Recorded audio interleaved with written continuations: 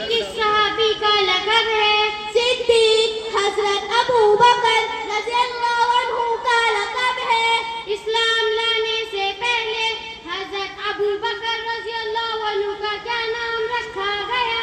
اسلام لانے سے پہلے حضرت ابو بکر رضی اللہ عنہ کا نام عبد الکعبہ تھا۔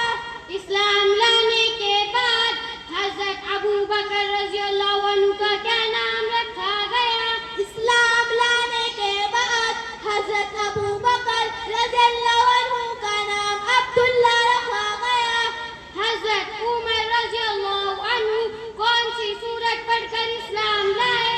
حضرت عمر رضی اللہ عنہ سورہ طٰہٰ پڑھ کر اسلام لائے۔ مسلمانوں نے سب سے پہلے کعبے میں نماز کب پڑھی؟ مسلمانوں نے کعبے میں نماز حضرت عمر رضی اللہ عنہ کے اسلام لانے کے بعد پڑھی۔ کس نبی کو مچھلی نے نگل لیا تھا؟ حضرت یونس علیہ السلام کو مچھلی نے نگل لیا تھا۔ کس نبی کی جنوں اور ہواؤں پر بھی حکومت تھی؟ حضرت سلیمان علیہ السلام کی جنوں اور ہواؤں پر بھی حکومت تھی۔ اہل بیت کسے کہتے ہیں؟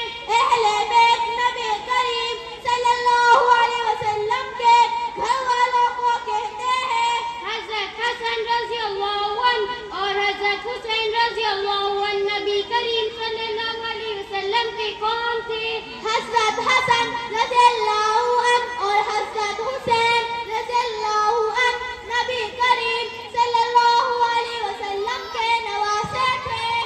جنتی مردوں کے سردار کون ہوں گے؟